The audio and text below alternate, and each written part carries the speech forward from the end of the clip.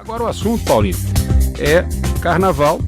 Depois do carnaval vem a quarta-feira de cinzas, para os católicos uma data importante, que é o início da quaresma, né? Os 40 dias ali que preparam o fiel para a Páscoa, né? E nós estamos agora para falar justamente disso, falar um pouco da campanha da CNBB que foi lançada na última quarta-feira.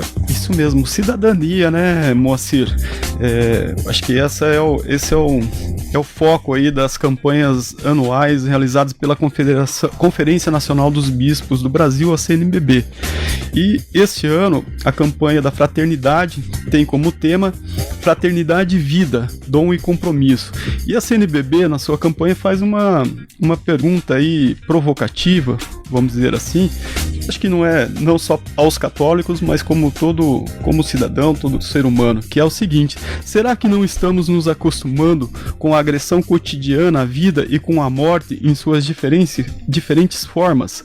Essa é uma pergunta que a CNBB deixa para a reflexão aí de toda a sociedade brasileira. Mas quem vai falar sobre esse tema, sobre a campanha, sobre essa indagação que a CNBB tem feito, é o padre Nivaldo Aguilera, que é lá da paróquia Nossa Senhora das Graças, que fica no Jardim IP, um padre minhoca da terra, né, nascido em Foz do Iguaçu, que está aqui conosco. Seja bem-vindo, padre, obrigado por atender o nosso convite.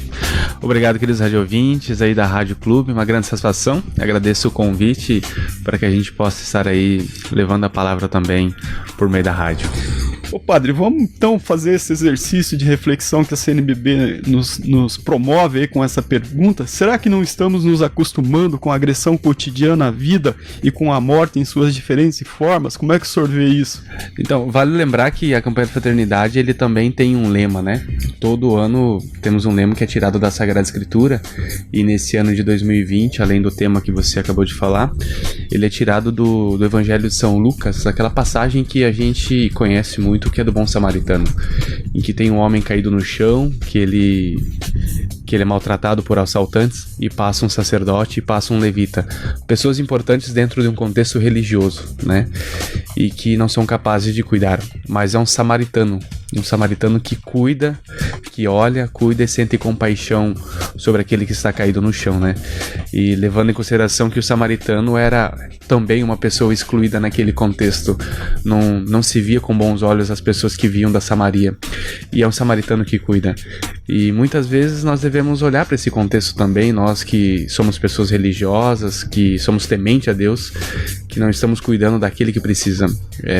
A gente olha, mas não tem o espírito de compaixão e não tem o espírito de cuidar do outro. O texto da campanha da fraternidade, ele traz nas entrelinhas algo muito importante que a gente deve refletir sobre essa pergunta, né? Ela faz um combate entre compaixão e corrupção, né? Uma sociedade corrupta, que corrupção não é só no sentido de roubar dinheiro ou questão política, mas quando a gente deixa de ajudar o próximo, quando a gente deixa de fazer o bem para o próximo, estamos sendo também pessoas corruptas. E no texto da campanha da fraternidade ele ressalta isso, né? Uma sociedade corrupta porque é uma sociedade que falta compaixão. É como se estivesse dizendo: coloca a compaixão dentro de uma sociedade para ver se ela vai ser corrupta. Coloque o espírito de amor, o espírito de caridade dentro de uma sociedade. Isso para todos, religiosos, cristãos, não cristãos, políticos, não políticos. Mas o que faz uma sociedade ser diferente é quando a gente se compadece do outro, quando a gente olha para o outro e quer ajudar o outro. Não basta ver, tem que ver, sentir e fazer alguma coisa. Então, estamos acostumando sim sobre isso, sabe? O Papa Francisco, no próprio texto que citam ele faz uma pergunta: tu choras? Essa é a pergunta que ele faz. Tu choras? Ou seu coração endureceu? A gente não tem mais sensibilidade com o outro que sofre, com o outro que está passando fome, sede, ou que está apanhando do marido, e essas situações que acontecem na sociedade. Parece que tudo é normal. Normalmente, quando a gente fala em indiferença, né, ou compaixão, a gente imagina uma violência extrema, né, principalmente que agride a vida no sentido de um assassinato, ou algo próximo de um assassinato, tentativa de homicídios.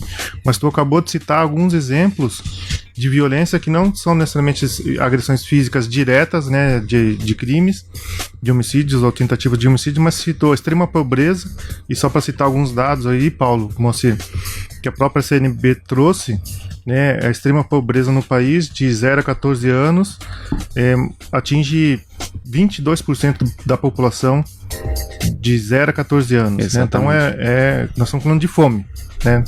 De extrema pobreza que leva à fome, que resulta em fome. O terceiro capítulo do texto que a CNBB escreve fala, e ele elenca vários problemas sociais, né? Feminicídio, a desigualdade financeira, o feminicídio entre mulheres negras e mulheres brancas, né? O texto traz que tem crescido muito o feminicídio sobre mulheres que são negras, nesse sentido. Ele traz com problemas do campo também, que de repente não é tanto no nosso contexto urbano, mas no nosso Brasil, que é extenso, temos muitos problemas que a gente acha que às vezes a escravidão aconteceu no Brasil, quando o Brasil descobriram o Brasil há 500 anos atrás. A campanha da fraternidade, ele traz esse problema que, mesmo depois de 500 anos que descobriram o Brasil, existe o problema da escravidão também. A diferença de desigualdade social, né? 1% dos mais ricos no mundo, e isso equivale no Brasil também, é mais rico do que 50% daqueles que são pobres, entende? Então a desigualdade é muito grande. Então a campanha de fraternidade, ele abre um leque de vários problemas sociais que está acontecendo dentro da nossa sociedade, trabalho infantil, e alguns autores colocam também como o pobre que tem medo do pobre, né? O pobre que não quer ajudar o pobre que exclui o próprio pobre, né? Que sociedade é essa, né? Que não é capaz de se dar as mãos.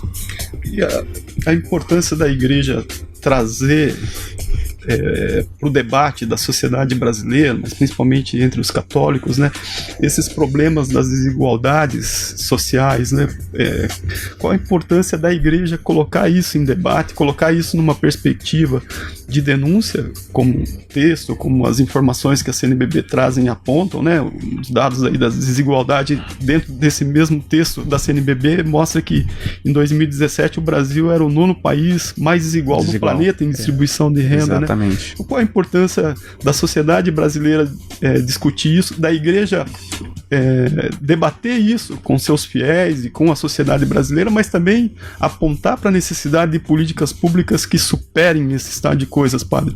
Então, a igreja ela dá esse passo que ela precisa dar de ser profética, né? Ela não pode deixar de falar sobre o mal que está acontecendo na sociedade, seja lá qual for, né? Penso que esse é o primeiro passo que a Igreja Católica, assim como as demais religiões, precisam. Não podemos vedar os nossos olhos, porque nós estamos numa sociedade, nós estamos num contexto onde muitas coisas más acontecem.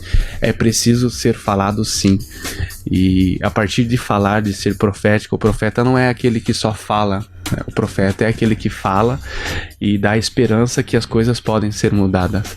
E a igreja, a partir do seu trabalho social, né, por exemplo, a nossa igreja aqui regional da cidade de Foz do Iguaçu, todo domingo de Ramos existe uma coleta, né? A gente faz uma coleta e essa coleta é destinada para a igreja e depois as pessoas mandam projetos, pessoas que ajudam dentro da sociedade, são questões sociais, e nós avaliamos esse projeto e nós temos 8 entidades caritativas sendo auxiliadas pela Igreja Católica, e inclusive algumas não são católicas, para a gente nesse nível ecumênico, né?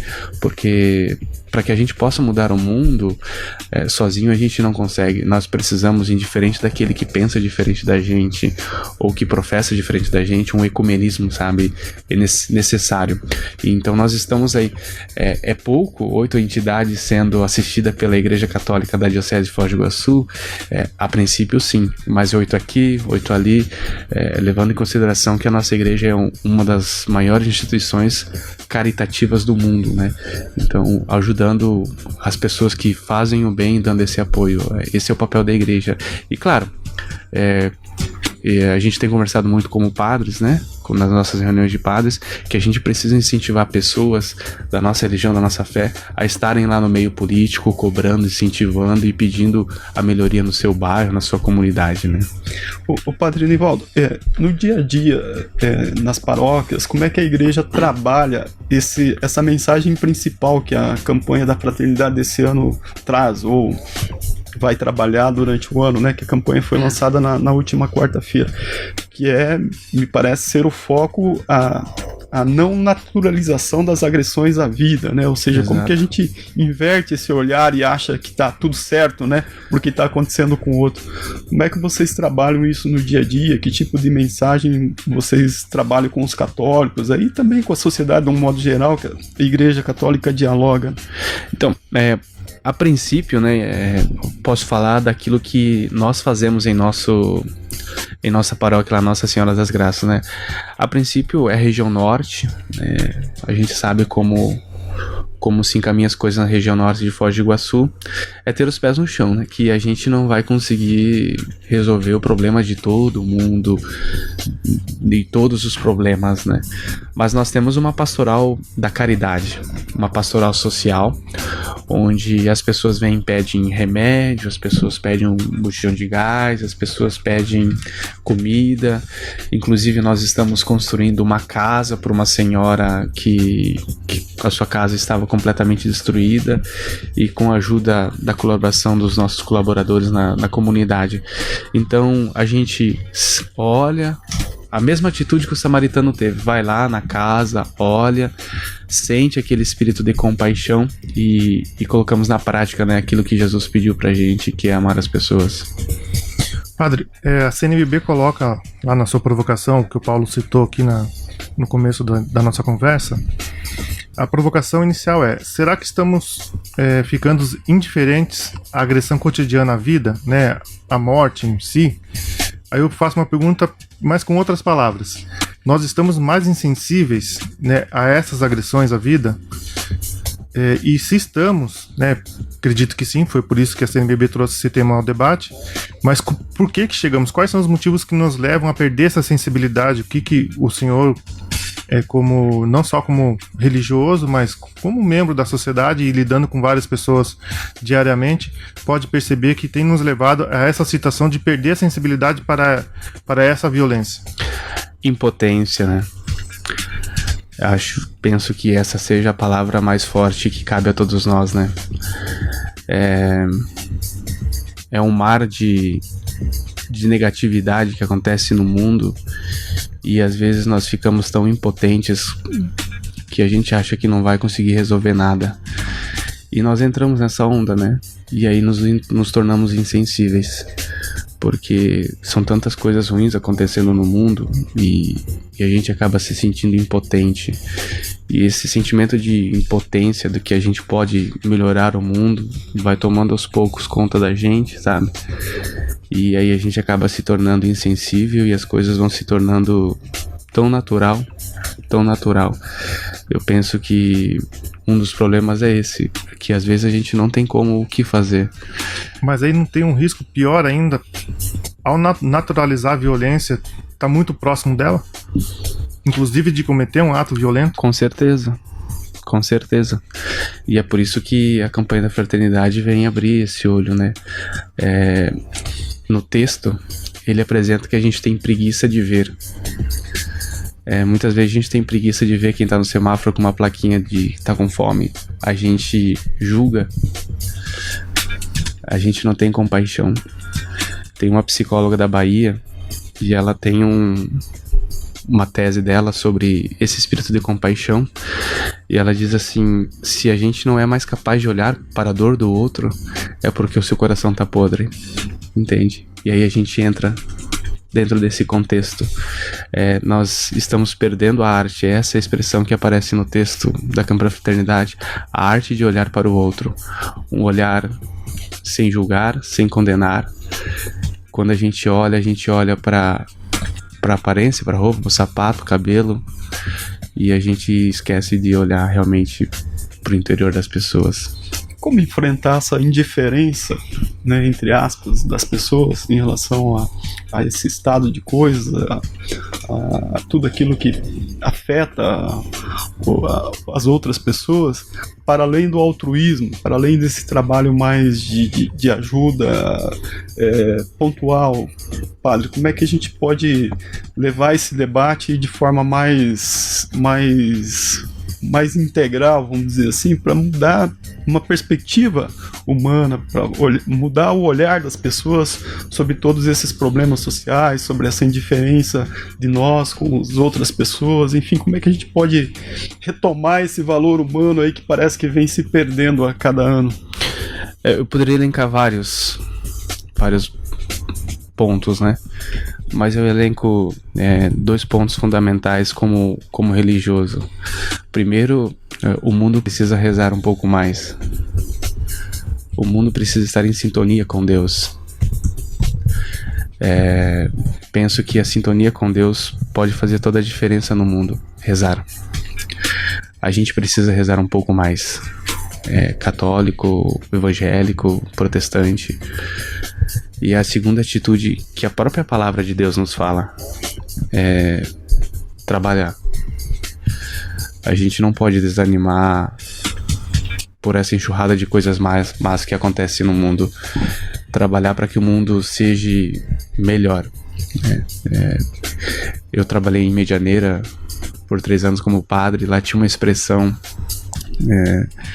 E eles falavam bastante assim, de em grão em grão a galinha vai enchendo o papo, né? E eu acho que é por aí. Vamos rezar, porque precisamos ter essa sintonia com Deus, e vamos trabalhar para que o mundo seja diferente. Seriam as 2 atitudes que eu, como padre, acredito que o mundo pode ser diferente. Padre, e como é que a gente, né, no caso cativo, o jovem que está aí recebendo essa avalanche de coisa, e a mente do jovem é um pouco mais diferente, ela tem aquela fome, aquela necessidade de viver e de vida, e acaba caindo na desesperança. Como é que a gente pode agir com relação a isso? Acho que um grande problema da sociedade hoje, que do meu ponto de vista, é o saudosismo, né? Não adianta a gente querer educar ou querer formar algum jovem que no meu tempo era assim. O contexto é outro, a época é outra, e o jovem hoje é outro. Então, e ele tem outras ideias. Penso que o saudosismo é uma coisa que precisa ser exterminado da sociedade, entende? As coisas do passado foram boas, mas o jovem está um pouco cansado com esse tipo de moralismo. Mas uma outra coisa que vale lembrar é não perder a esperança nos jovens. Não tá tão ruim assim, sabe? Eu trabalho muito com jovens. E eu tenho 3 grupos de jovens na minha igreja, na minha paróquia, onde existem 60, 70 jovens em cada grupo de jovens, sabe? No fundo, a gente percebe nos jovens uma vontade de querer mudar as coisas. Só que do jeito deles. Só que as coisas podem ser do jeito deles. Só que nós também podemos ajudar. Não sendo saudosistas. Dando esse apoio, e eles têm muita vontade. Eu sou alguém que acredito nos jovens, sabe, Moacir? Eu acredito muito nos jovens e não tenho essa ideia de que os jovens estão perdidos, né? Não tenho essa ideia que os jovens estão perdidos. Existe alto índice de suicídio da parte da juventude? Existe. Mas eu convido a olhar com otimismo para os jovens, porque tem muitos jovens trabalhando o dia inteiro, estudando o dia inteiro para poder ser alguma coisa na vida e para fazer a diferença no mundo. E existem muitos jovens ajudando o outro, ajudando o próximo. Acreditar, porque eu não sei se tá tão ruim assim. Eu acredito com muito otimismo na juventude de hoje. Você é um padre jovem, né? Obrigado. Quem está nos acompanhando aqui pela live tá vendo, mas o ouvinte de rádio talvez não tenha percebido. Um padre jovem. Até a nossa recepção esperava o padre chegou, e aí... Mas que horas vem o padre? E o padre já estava. Já estava ali tomando café já. Padre Nivaldo, mas assim, a campanha da fraternidade desse ano, a mim, me chamou a atenção, ou pelo menos foi uma coisa que despertou em mim um entendimento de que a igreja está disponível a discutir políticas públicas para discutir a política não eleitoral, não partidária, mas a política aquela que faz a sociedade crescer.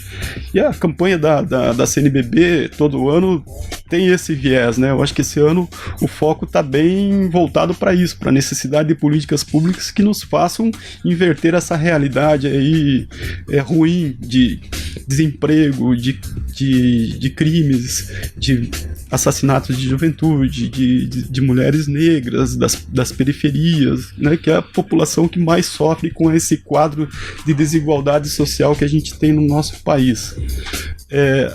Pergunta que eu faço, você enumerou as ações enquanto religioso para tratar desses temas, para criar um mundo melhor, né, pelo viés da religião, que é um caminho, mas a campanha faz esse chamado para consciência, para conscientização das pessoas, né? Veja, a gente teve em 2016 uma legislação que congelou gastos sociais por 20 anos. A gente teve em 2017 uma legislação aprovada pelos nossos eleitos que restringiu a legislação trabalhista. Em 2017 a gente teve uma legislação nacional aprovada que endureceu as regras para a obtenção da aposentadoria.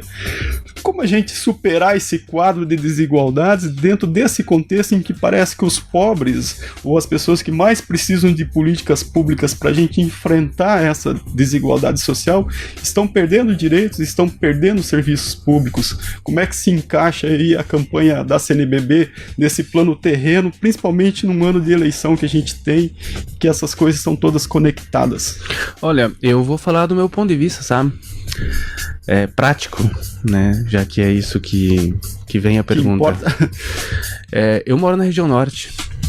E a região norte nós não temos nenhuma representatividade política.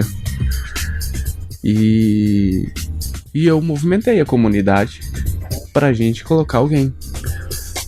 E eu sentei com esse homem no meu escritório, na minha igreja, e falei assim: vai ser você. E eu vou estar do seu lado para que você possa ajudar a nossa comunidade região norte, porque não tem ninguém que representa, nem o vereador representa ferrenhamente a região norte. Então não tem muitas coisas a ser feitas além da praticidade, entende? Chegar e sentar e vamos tentar eleger aquela pessoa da região norte de Foz do Iguaçu, não para favorecer a igreja, porque eu falei, eu não quero que você favoreça em favor da minha igreja, se eu precisar de uma tenda, se eu precisar de fechar a rua. Eu falei muito claramente pra ele isso, sabe? Eu falei, eu quero que você revitalize essa rua, que coloque esgoto nas casas, que você possa asfaltar essas ruas que estão feias aqui no nosso bairro, que possa fazer parques para os nossos adolescentes e jovens, mais posto de saúde, para que... É prático. É a gente sentar, avaliar e ver o que a gente tem que fazer. E, é claro, isso é uma atitude prática que eu tomei e que muitas e muitas outras igrejas estão tomando e devem fazer, né? Então, do meu ponto de vista prático, é isso. Eu chamei alguém e a gente vai tentar eleger alguém, né? Não vou fazer campanha política para ele, né? Mas nós vamos tentar eleger alguém que possa nos representar. Mas é entender, então, que todas essas desigualdade social, esses problemas de violência, né? A gente falou, inclusive, de mazelas da sociedade, de fome, de suicídio, de homicídios, né? De Paulo citou o direito à aposentadoria, a gente poderia citar, ao entender que tudo isso são direitos, né? Direito à moradia, transporte, educação, saúde, Constituição, né? De coisas básicas da nossa Constituição, é entender que isso também precisa ser debatido como política, e aí uma política de Estado, né? Uma política, Paulo citou bem, não é uma política de governo ou partidária, tampouco eleitoral. Exato. Mas são políticas para que para que a gente possa viver em sociedade com um mínimo de igualdade social. Nesse sentido? Não tem como a gente fugir da política nesse contexto, né? A gente precisa, só que da política, né? Daquele que faz política, né? Porque mas todos nós fazemos políticas, cara. Isso, mas a política é algo muito benéfico para a sociedade, né? O que a gente vê hoje... Foi criada para ser, né? Isso. A gente vê a política surgiu a partir dos grandes contratualistas da idade contemporânea, Maquiavel, Hobbes, John Locke, e ali a partir disso eles foram criando um corpo sobre a política, né? É necessário a política, mas quando eu falo a política, né, isso que a gente vive hoje, de repente a gente não pode chamar política, né? Mas a política é algo que, polis, né? Lá de Aristóteles, aquele que rege e governa pro bem da sociedade, né? E fazer um resgate da crença no cidadão, né? Até a gente estava conversando com a Levi do Cartório e uma ouvinte falou assim, mas o cidadão não vota porque não confia mais no político. Uhum. E nós precisamos desse resgate, nós precisamos resgatar também essa harmonia, essa compaixão, também o resgate na crença, nas pessoas, no discurso, no diálogo. E essa é a intenção que a igreja tem, sabe? De colocar pessoas à frente, de boa índole, moralmente, espiritualmente falando, que seja uma pessoa íntegra, para que possa representar. A gente precisa quebrar esse paradigma, a gente precisa quebrar essa barreira, e a gente não pode deixar de parar de martelar. Uma hora a gente quebra, uma hora a gente rompe isso. E só vai romper fazendo política, e o cidadão comum, nós, né, fazendo política todos os dias, né, não só no dia da eleição, ou seja, Exato. acompanhando o nosso representante, indo às sessões da Câmara de Vereadores, fiscalizando o prefeito, reunindo a comunidade para discutir temas que são coletivos e necessários, né, para aquele grupo social. Enfim, política, acredito que seja isso, não é, Alexandre? Você faz sinal que temos que correr? O tempo urge, mas eu acho que fica à disposição do senhor, padre, o microfone para uma sua conclusão, chamando para a participação nessa campanha da CNBB, independentemente da religião ou não religião, mas para que as pessoas quebrem um pouco essa casca, né, que tem nos tornado insensíveis. O bem é para todos, né? Não é só para... A palavra de Deus diz que Deus faz aparecer o sol para o bom e para o ruim, faz chover para o bom e para o ruim. E o bem é para todo mundo, não é só para nós que somos católicos, né? Então, quando a gente fala sobre o bem, ou de fazer o bem, ou de ter um espírito de compaixão, é para todo mundo. E isso é da humanidade, é integral, é universal. E se eu posso deixar uma mensagem, é que nós não possamos deixar de fazer o bem. Indiferente se existe uma grande enxurrada de coisas ruins acontecendo, o bem sempre prevalece, o bem sempre ganha, a compaixão sempre vai ganhar. E a gente nem sempre deve fazer as coisas porque vamos ganhar alguma coisa, né? Não podemos ser utilitaristas. Não importa se vai fazer diferença ou não, continue fazendo bem. Penso que essa é a mensagem. Foi isso que o bom samaritano fez, né? Sem querer se aparecer para ninguém, e foi isso que Santa Dulce dos Pobres, que é o grande ícone dessa campanha Fraternidade, fez, né? O anjo bom da Bahia, que hoje se tornou o anjo bom do Brasil, simplesmente fez o bem. Legal, obrigado, Padre Nivaldo Aguilera. Contigo, Moacir. Exatamente, então aí tá aí a igreja, não só a católica, também a evangélica, enfim, seguir a sua fé, a sua crença, para fazer esse mundo melhorar cada dia mais e mais. Marco Zero, onde tudo começa.